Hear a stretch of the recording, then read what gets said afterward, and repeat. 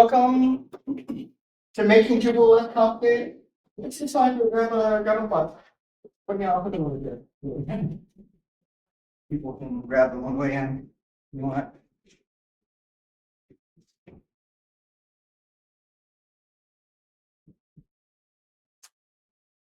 All right, my name is Luke McCormick. I will be your presenter today, Campitarians. We'll get to an intro slide about me in 2 slides, so it won't be long. So I'll save the things for there. This is the description that lured you all into this room.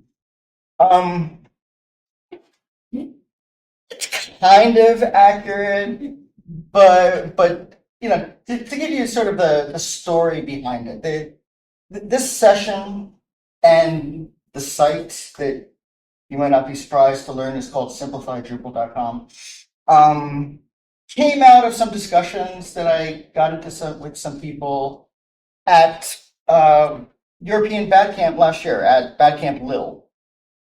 And a bunch of us were just kind of sitting around talking about, as Drupal people tend to, like the vast number of things that we have to learn and that keep piling up on us, even after we've like learned encyclopedic amounts of information. It was like, oh, well, you don't know about this, you don't know about that, these and that projects. And there's just so much. And I mean, that's fine. Lots of smart people with, you know, hundreds of thousands of lines of open source code and all sorts of opportunities to solve problems. But it gets me a little much. So I've started kind of collecting ideas for ways to try to distill out some of the complexity that's Drupal. Trying not to throw out the baby with the bathwater. All the things that I call complicated, pretty much all of them are in there for very good reasons. They're solving actual real problems. People work really hard on them. They work well for what they do. I'm not complaining about it.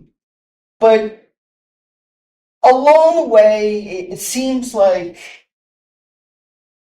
the floodgates opened at some point, and there didn't seem to be anything stopping it. So this is me sort of desperately trying to stop it and put a cap on some things to a little bit. Now, it's inherently pretentious for me to stand up here and try to claim to do this, so I apologize. I will apologize for a lot of things in this presentation, but hopefully some good will come out of it. Generally, there are 2 kinds of ideas that I'm going to present in here. There are ideas that people know about and that are already part of like the standards somewhere in the universe. And then there's the bad ideas that I came up with myself that don't exist out there because they're not good, right? None of these things, this isn't like one of these descriptive, like you must do this, you must follow these rules, you know, do not be caught not doing this. This is a buffet of concepts. Take anything that feels right, that feels like it might work for you. Ignore the ones you don't, or if you want, you can mock me for suggesting them, you know, depending on how mean you're feeling. But that's where we're starting off with this. So here's my intro slide. My name's Luke. I started out with some training, right? I got a computer science degree from an Ivy League engineering school a million years ago. 30 minutes after I graduated, they invented object-oriented programming. So I was out of date, like before I had taken my graduation gown off from all of that. I also got an MBA at some point, you know, largely to try to figure out, you know, how the stuff that's not in the code works. Been building websites since like before it was called the web. And you know, I'm one of the organizers of Bad Camp recently. I've helped with DrupalCons in various ways. I helped with DrupalCon marketing specifically, and coming up for Atlanta and for Portland last year and for DrupalCon San Francisco and things like that. I started my own Drupal users group. So I've been, pontificating about Drupal for 15 or so years now. I have availability on my schedule. I do contracting things. If you think you or someone you know might need someone like me, feel free to put them in touch. If you would like to, bring me in for a simplified Drupal consultation, I'm happy to do the first one on the house to look at sites and see what I see and make suggestions. Probably not. Well, the people in this room are all experts, so you probably don't need my services. You already know. But it's something that I do, and you'll see the people will kind of show up in the background of some of the slides that I put, the kind of hapless site owners that I run into who have inherited a Drupal site from somewhere, and I end up trying to help them dig into it, untangle it, figure what happened. I found myself apologizing, like, I'm sorry that's so hard, and try to build it, try to do what I can to refactor it so that it's not as hostile to them as it sometimes is. In terms of the way I'm going to do this, we're in the intro right now, and I've already touched on some of the problems. Going to touch on those some more. Then we get to the some solutions portion, which I call the core of the talk. The handouts that many of you have taken, the front page are the 12 ideas put forth in that section. On the back page are like the 12 that didn't quite make the first cut. They're not all worse, although most of them are worse. But for whatever reason, I dropped those off. I guess I'll give one more little bit of intro thing because it doesn't really come up yet. Is after DrupalCon Lil. I was kind of thinking about this idea. And so in January we're still in 2024, of this year, just as kind of a internal little project, I tweeted each day, posted on LinkedIn each day, like a thought for how one might simplify Drupal. So that's like where these things all came from. Is each day I challenged myself to like come up with a thing. Some days were better than others, but like or not, I came up with one each day. And so simplifydrupal.com, my site right now, is just currently a list of these things. It's the 31 posts I made in January of this year. Have some features that are about to pull out. I'm about to make more interactive. I'm about to put a blog and put on commenting. And I think, importantly, put 5-star on the ideas so that I can get some feedback from people as to, which ones are better than the others. And, love to spark some conversation. We'll see how that goes. Anyway, I'm jumping ahead to like what the discussion. I'm going to try to leave lots of room at the end. If you want, you can interrupt me. But know that we should finish up with my talking here about the halfway mark, maybe 2/3 way mark, with lots of time to pull things. The whiteboard here is largely, I got my pen here, is largely for new ideas. Or names or things. Like I find when I shopped these ideas around, I wonder if I'm getting recorded here. When I've shopped these ideas around, the people like you like jump into it in really interesting ways. You're like, oh, this sounds like another thing that I heard of. There's other names for this. There's processes that this involves. Things I haven't thought of. Really, that's the goal I'm looking for. But like, if you have more ideas, shout them out, put them on the list. We'll get them going. All right. Why? do we care? And it's a tough sell at conferences like this sometimes, because the people here, for the most part, are the ones that have gotten it to work, right? Like you're here because you've had Drupal sites and have found value in Drupal sites, and you figured it out one way or the other. So this is one of the, by the way, this is the second time I've given this talk. I gave it about 3 weeks ago at Badcamp. And this is 80% the same, at least in terms of the slides. This is a new slide now. This was one that came up. People were kind of wondering about this. So here's the thing. These robot bees here are the issues that I've kind of noticed that someone coming from the outside of Drupal can see. That it seems complex. It seems like it needs big teams. It seems like it's going to be expensive, or even it doesn't seem. I mean, that's actually one of the things I'm going to talk about is total cost of ownership, which is one of the things I'm going to be trying to reduce here. Data lock-in. The ironic last two bullets of it both hard to find Drupal talent, and if you are Drupal talent, it's hard to find a job. And you wouldn't think you'd have both of those situations in one universe, but yet, strangely, we do. So, yeah, kind of want to look at that. The audience back there, by the way, this is us, Drupal person with the problems. The audience of this is people thinking about putting together a Drupal site. They're watching, pondering whether they really want to jump into it or not. This is an important one, based on a comment I got from the gentleman who was in this room actually right before me, who I don't want to throw on tape because I don't know if that would be embarrassing or not, but great guy. And he was like, who are you talking to? Who is this that you're trying to reach? So this slide saying who we're talking to is basically a combination of site owners and the chief architects of a site.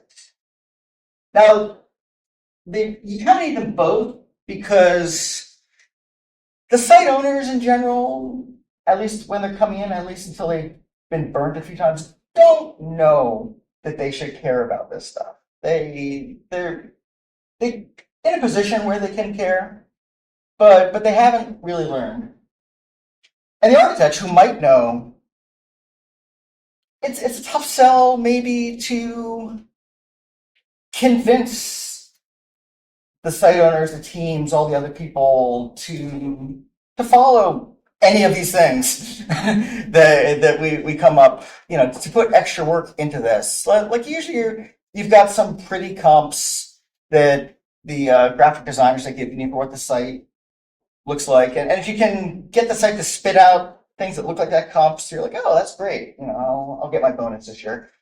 And the problems that I'm solving that actually aren't evident for the most part on launch day. This is stuff that hits you later. We'll see. So those are decision makers. The people who get benefit out of this, to some extent, content editors and authors, although they're at a big organization that they're mostly taken care of these days. I found some situations that, two different ones this year, where the developers hadn't left the site owners any way to change blocks of text on their own homepage. Like big things on the front page were actually embedded in code in like the twig templates. And that's not very friendly. But in all those cases, there's so many things about the site they don't understand. They're not surprised, the sites were complicated enough that they actually didn't realize there was no way to change that. They just thought they hadn't found it. It also kind of helps, I think, for front-end developers and junior developers who aren't yet doing it, right? Like if one of the things that I'll be talking about later, and I get to the slides with better graphics soon. One of my common themes is to try to factor stuff out so that you don't have everybody doing everything. Like, make it possible for a front end developer to just care about front end and not have to, do it, and vice versa, right? If you're a API developer, you don't really need to know SAS, to be honest. Yet we require that. At the core of this, here's, by the way, if anybody knows of like a jargon word for what I'm calling complexity management, like that's what I'm describing it as, and I feel I know like industrial psychology. I don't know. There's a jargon word out there somewhere for this basic idea of there's only so much human beings can know, and one of my running themes is that the Drupal world has kind of collectively gotten very greedy about brain space in people that use our system, right? They kind of think, well, it's possible to learn all this stuff. If you stopped, wasting your time doing stuff like hanging out with your kids and going on dates and things like that, reading, you could learn enough so that you could master all these things. And, if you're doing all that, you might not master it. So I'm advocating to not push the limits, to not floor, to not eke every possibility out of everything. Let simple things be simple, unless they, can't be, right? But try to simplify things. All right. Intro is going a little. Let me start to speed this up. I got hung up on the slides I added since Badcamp, so the timings weren't as rehearsed for those last few as they should be for the rest of this, because this isn't here. Out of the box, you fire up Drupal, and it's actually pretty. It's almost a blog, right? Like, it kind of works. You've got multi-user capability. You can create content types and views and all sorts of neat things. It handles multimedia pretty well. You can reset the password. Like, there's all this stuff that you don't have to write because it's just right there. So you can even like apply different themes if there were any decent themes to apply. And so theoretically, at some level, it seems like you should be able to use Drupal as a no-code system. That's what originally brought me to it, is I had been writing SQL-driven SQL-driven websites, and I discovered Drupal. I was like, oh, cool, I don't have to do all that coding stuff anymore. And that turned out not to be the case. But so it goes. This is, everybody's seen this graph, right, before, the famous Drupal cliff. Yeah. So, does anyone know where it came from? I asked that at Badcamp, no one knew. It's been around for 15 years. Yeah. It's not with ancient history, so it might have even been around for 20 years. Yeah. It's probably stolen from some other system before it was applied to Drupal. It's probably, the Modula 2 learning curve or something originally. All right. I kind of touched on this a little while longer. Is there the reason why Drupal's so complicated? It's because people have been working to solve tough problems, to dig down into big enterprise things that require the kind of like in-depth knob twiddling that we do. So at one sense, my proposal is like, okay, have those knobs there, but like put some sheetrock over them or something. Like, you need to hide them unless you need them, right? We don't have to show it to everybody. Does this strike you as a typical Drupal team? We're going to interact with here. Am I missing things? You got the site owner, content editors, marketers. Those are kind of outside the core Drupal team. Then we get, the architect, site builder, themers, module developers, system administrators. Any job role I should have a bullet for? Designer?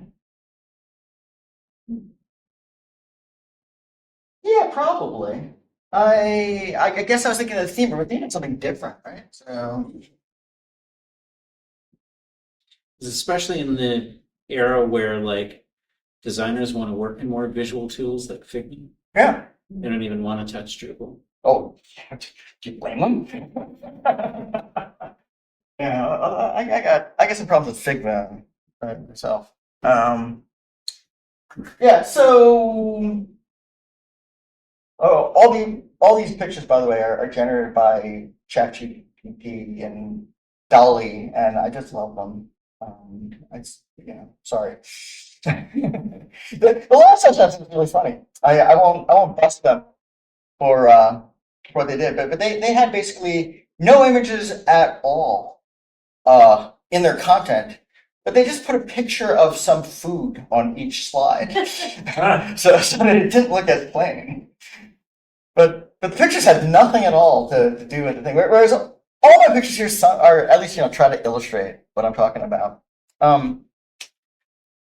So another big general solution, Starshot is the big one. I noticed I started this thing last year, did it in January, and then I went to DrupalCon Portland in May and was there for the Starshot announcement. Like, come to Papa! This was talking about the kinds of things that I've been grousing about for so long. And I worked with them. I'm involved with some Starshot things. I'm help with the marketing group, for example, and some other groups that we'll have a slide on later on. Let's just all right. Let's get to it. We can always come back. It's 4:30. So here we're going to go through the slides. Go through the 12 examples there that are in front of you. Let me get through like the first 3 or 4 because they're kind of hold back on each other and support each other, and then maybe if you feel like shouting out stuff after that, we can deal with them sort of one at a time. This is kind of the big thing, like if you haven't guessed by now, I'm trying to put forth simplicity as a value that's worth worrying about. And I mean, that sounds simple and there you go. It sounds sort of obvious in this room, but I have found just a surprising amount of like, who cares? Why bother? We understand this. I understand it. It must be simple enough, right? So I sort of want to build into the checklist along with like security and accessibility and multilingual and those are kind of the big ones. Just build in like to that list of what's covered by the I think terrible project management jargon word of non-functional requirements. I really hate that term, but it's what it is. It's what they call it. It's things that your project. It's a list of things your project has to fulfill that aren't features, that aren't stuff that you want. They're the things you're supposed to not do, like security and accessibility, what have you there. So the important part is in the fine print there that if you're not paying attention to this, I mean, these things are like incrementally, as you work on stuff, it gets more complicated, it gets more pieces. As you add things, there's always more stuff. Particularly if you add things that affect other things, because then you get what SQL nerds call a Cartesian join, where you add one thing and it multiplies each thing that it touches in complexity. Like roles. You're all familiar, and I don't mean like dinner rolls, right? I mean like, Drupal roles. If you add a role, like suddenly, if nothing else, the roles page explodes. Every permission gets its own box, and you end up I've had situations with, thousands of checkboxes on that roles page that you have to wade through.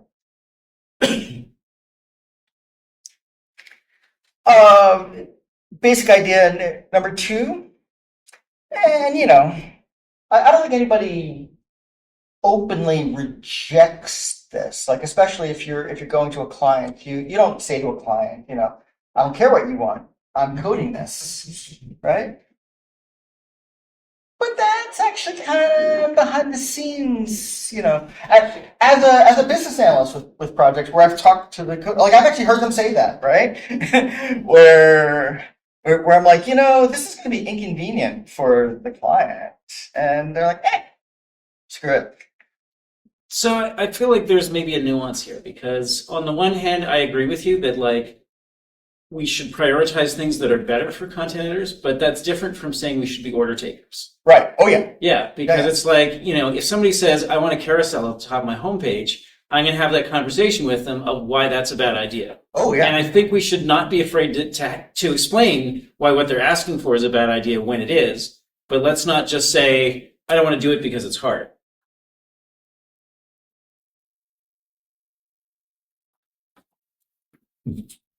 Not be order takers. I like it.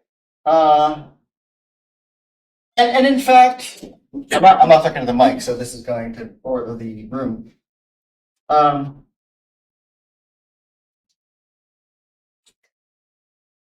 This is actually a good example of a bias that's kind of crept into this presentation, is because it's only recently that I've been kind of pushing back against programmers on these things. I've been pushing back against site owners for decades now. Like, exactly what you say. They're like, can we add another button to the homepage? And I say, no. And they're like, what? And then I try to explain kind of what you're talking about, usability things and stuff like that. So yeah, no, that's part of the discussion for sure. This one, I used to apologize for this because, I'm sorry, go ahead. Previously, it's not always that's not always the division that exists. I mean, yeah, if you're working for business clients and making them a site, sure, something, but like if you're, for instance, in academia and a library, there's people who are, it's not divided right that way. There's people who have usability and are librarians and have aspects of the content that they want. And then there are other people who might be doing some of the coding and also be librarians. And, so there's a lot of different roles in setting up the thing. And so so that content owner versus owner dichotomy is just not accurate. Well, yeah, I guess it's important to say that these archetypes, the same like biological organism can be multiple ones of these archetypes. They can fill different roles. In this picture, I mean, this is the librarian. And what I'm talking about, and these are the IT people maintaining the library's website. That there are librarian IT people. Oh yeah. Oh yeah. Yeah. Well, yeah, I think almost everybody in this room probably has all of these things for lots of sites, right? Simplifiedrupal.com, my site. I'm all of these, some better than others. But yeah, no, for sure. Yeah, so this was a really mean slide at first. There was a particular developer I had in mind that when Dolly spit out the image, like, oh yeah, that's him. But yeah, so this is the next slide actually shows you who I think should be kind of in charge of the site, and so that'll make sense here. This might make more sense. Like initially, I was talking about trying to control this like powerful and talented, but not necessarily responsible person. If you think of this person as being AI, then you get the sense. Like we can think of this as these are also strategies for using the power of AI to do some things, but keeping it from doing that to you, right? How to wrestle in and make it work for you. Which brings us to here, my little pastoral site builder. I should make it clear that I'm redefining the word site builder a little bit. Like in the Drupal community, a lot of times site builder is used to mean like very junior developer, like somebody who's just started and has, been working on Drupal for a day or a week or a month, and they'll graduate to being a junior PHP developer and then to a real developer over the course of 2 years. Like, that's not what this person is. This person will never learn PHP, or, that they know it. Not hurt to know, but they never have to learn PHP. They are a valuable person in there because they are in charge of the pieces. They understand the client. They understand the site. They know the taxonomy. They know all the content types. They know what all the modules do. And this is a thing that will keep coming up because in a lot of sites now, that junior site builder person doesn't know what the modules do, and nobody does other than the people who wrote the modules, because the modules are called like site main module or something, right? You don't know what they do unless you actually open them up and read the code. So we'll get to that. But this is the person in charge of the site. On his off day, working as he normally sits at the desk when he's at work. Well,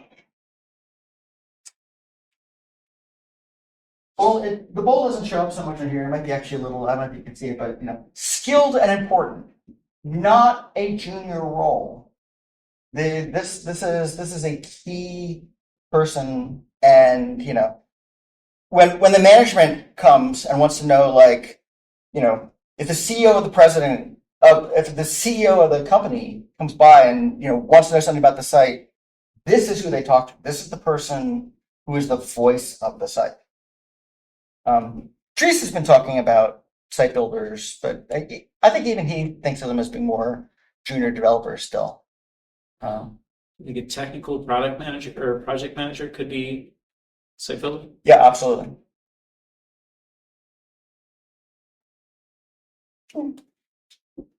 Running over the same ground a lot. I honestly think this is kind of the source of the Drupal cliff, which he's ripping the bridge off of the cliff that we're going to have to climb up now. Like Drupal as a duocracy, right? As something where contributed by smart people solving their own problems, putting them together, putting together solutions. Figured out all the things. And so, this is most of the people in this room. You're all the superheroes here. You can do all the things from, configuring the Docker containers to putting together the site to defining the content types to doing all the theming and on and on and on. There's, lots of superheroes within the Drupal world. The person I'm saying you don't need the superheroes is somebody contemplating coming into Drupal who doesn't have one yet.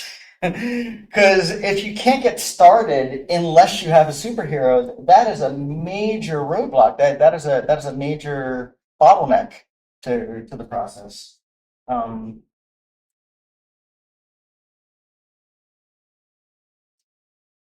would say just one thing. That's why there's like no bullet points on this one. I think that the toddler going, stop. I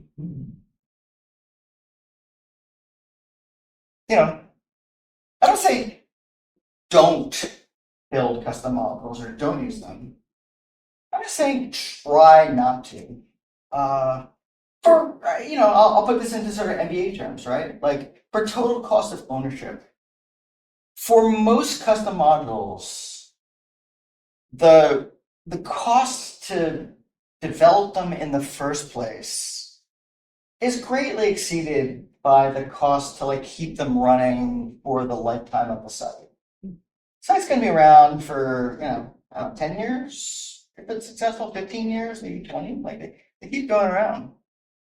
Every time, even if you don't get like a Drupal 7 to Drupal 8, like complete, existing code doesn't apply anymore. There's just always upkeep and changes and stuff. So I have slides later on to say, well, if you're going to do custom modules, here's what you want to do with them.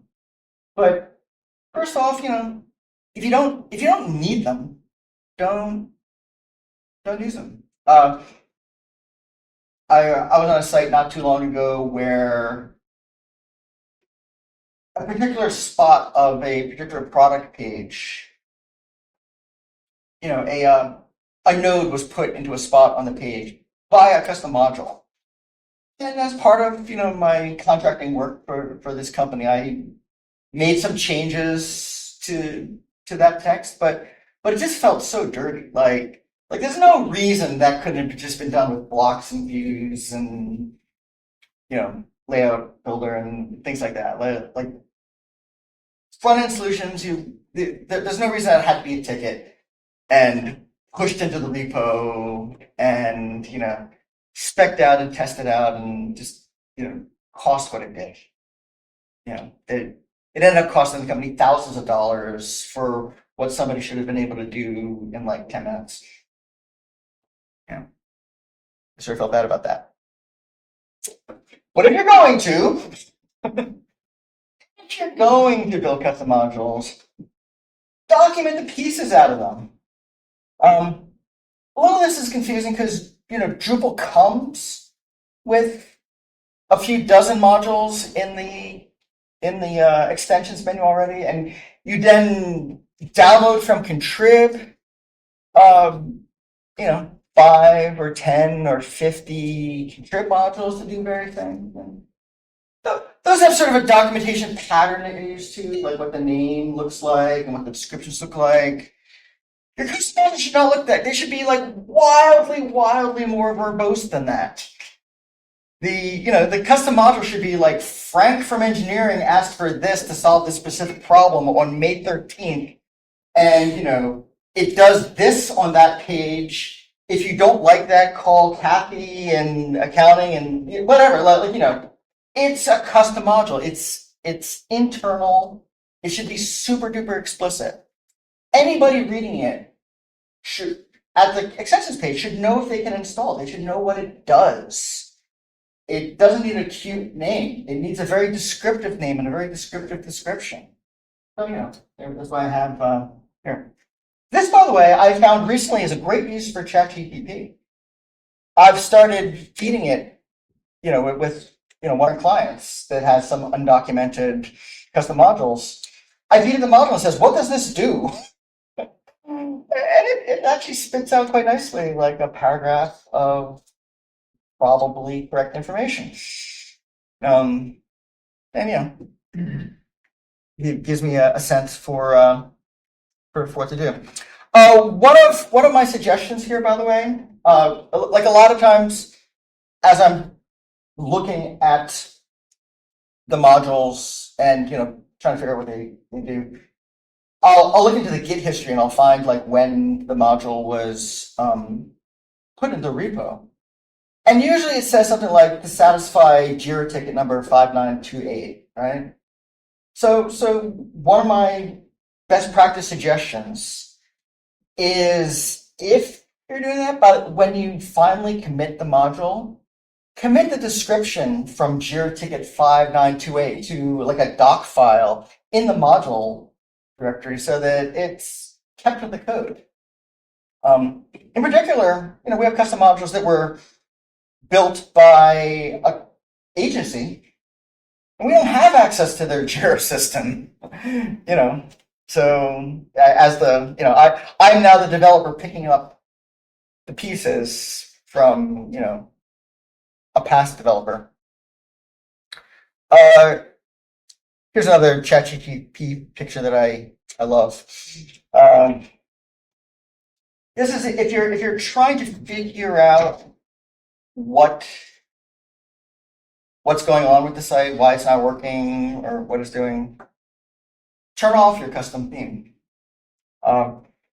It shouldn't look like your site anymore, but it should still work. It should still function. At least this is one of my should things. Like I feel like half the Drupal world agrees with me on this and half doesn't. Like there's at least half the Drupal world that says you just get it done no matter what. It's okay to require the theme to do something. And you know, I try. Let me take the temperature of the room. Like, how do you feel about that? Like, should you be able to switch off the custom theme or not? Like, are you with me or not? Well, I guess the question I have is, won't you lose a lot of the blocks that are placed if you switch themes? If they're different names, yeah, sure. No, you'll lose the blocks. If you switch a theme, your block, unless your block regions are the same. If the block regions are identical, then your blocks will show up. If they're not, the blocks will not. They're still there. You just got to place them. Maybe, you know, I don't want to contradict any of the superheroes in the room, but my experience is they get thrown into content that they're still there. All right, well. In any case, you can switch off the custom theme and then place the blocks maybe and see if they're there. If the thing you're looking for is actually in one of the blocks. But I think in any case, and also if you switch back to the custom theme, the blocks, it doesn't lose them permanently. Like, No. Right, it's just in the... Yeah, it's in the settings for... Yeah, like for the whatever... custom theme. It's just for whatever theme you switch to that they've been missing. Switch back. So the difference is the core blocks are maintained and switched into the content region. Yeah. Custom blocks are not. Right.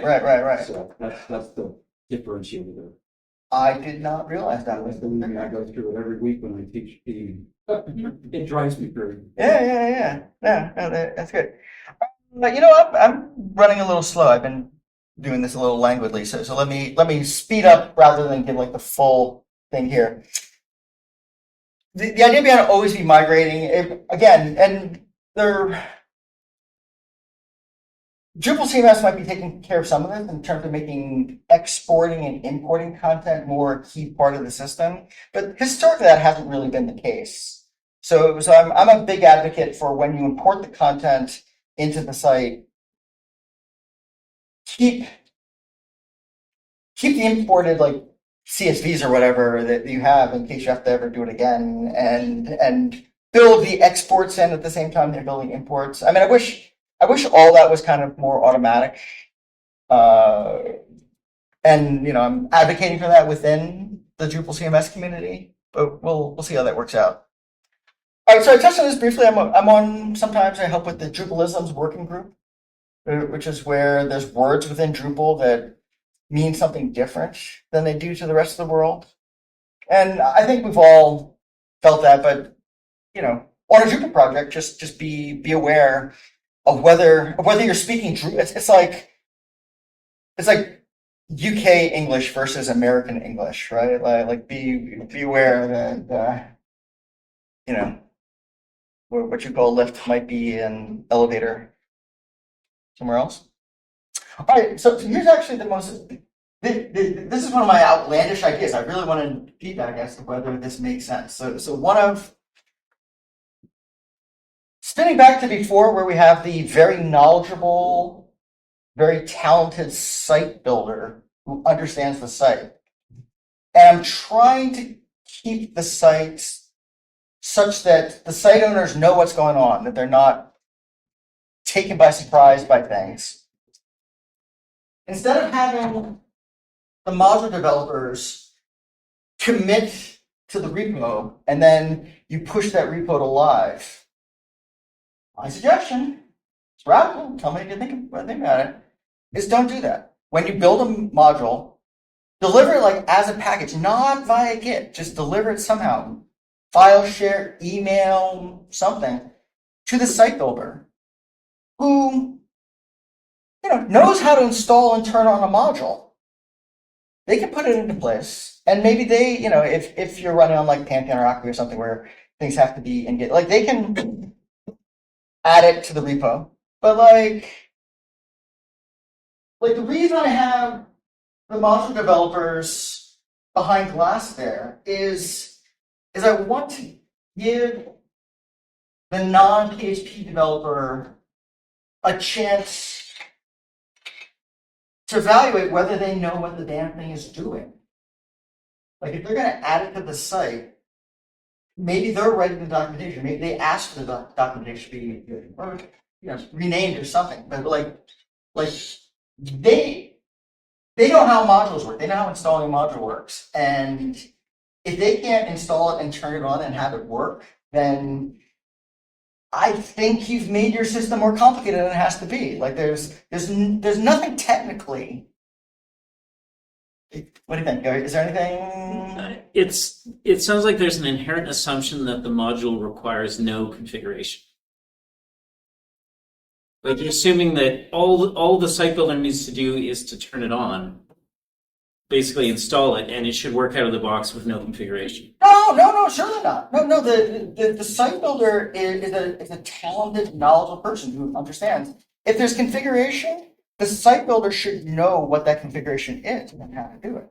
They can go to a Drupal forum and type in the values, type in the keys and what have you need. Like the site builder is not a dummy. The site builder is a highly skilled person. Right. but it's funny because I don't know if that's obvious. I'm trying to work out whether that message is getting across. And I think actually kind of redefining the site builder. Ultimately, I'm sort of proposing like a more senior, more powerful site builder than is commonly. But so all this other stuff has to be in place for that to work. But I'm suggesting that if you do that, then by having a site builder that knows how to put the parameters into the Drupal form, you don't need the superheroes. You just need PHP programmers who are easier to find and cheaper, and it can be developed internally. And so this is like the last of those slides, which is good because I'm not running ahead of time. You don't need any stuff to develop sites. By virtue of you're all here, you're all able to develop sites with the current system. This is more about the people that follow after you. After you've retired to your Caribbean island that you bought with all the money you made Drupal consulting, and somebody has to keep the site running. You don't want them to be taken by surprise, to be annoyed or disappointed or driven out of business.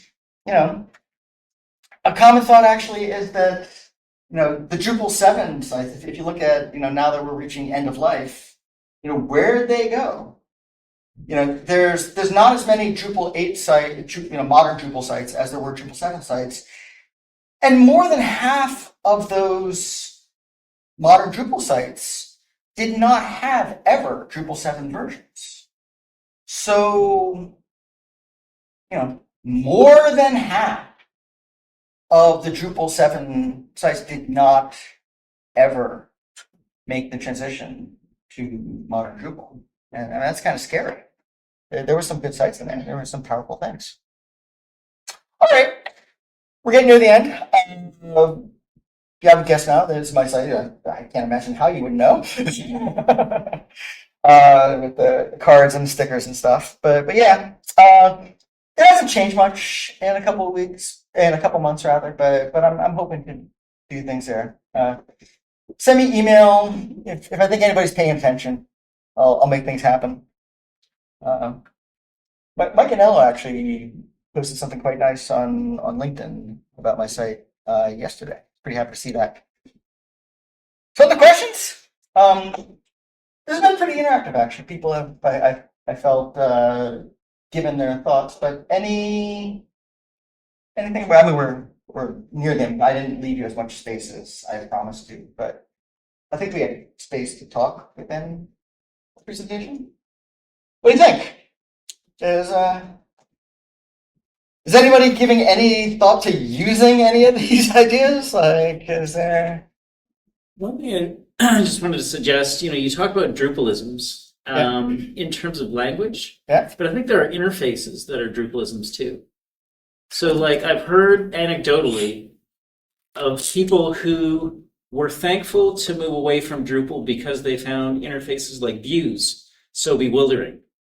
Oh, So are there interfaces that, and again, it goes to that idea of like, well, once you understand how it works to the nines, it's incredible, but it's that same cliff, right? Of like, for people to understand all the intricacies and where to find things and how to manipulate certain things, like even things like saying, I want to make a change, but only for this display, and not forgetting to, do that so that now you've like broken a bunch of different displays, are things that catch me all the time, right? yeah, oh, yeah. And are there ways that Drupal should just have more intuitive interfaces? But a lot of those things don't really get a lot of ongoing attention, right? Yeah, no. It's funny because views is actually what caused me to sign up for Drupal in the first place. Like before I did Drupal stuff, I was building my own in JSP and Cold Fusion. I was building my own SQL powered sites, and the first thing I would do is write a schema and design it. And I found views, and I was like, "Holy cow! This does all that for me." But maybe it's because I came to it from that angle. Like it's easier than raw SQL. You'll make that the tagline. Yeah. Right. Drupal. Imagine if it was just raw SQL. No, that could do it. All right. Thank you very much, everybody. I appreciate you staying to the end. I brought you right up to here. Feel free to call me, contact me. I'm cell ear on all the things. If you're watching the video on YouTube, all 6 of you, you can zap that QR code. Thank you very much. I appreciate it.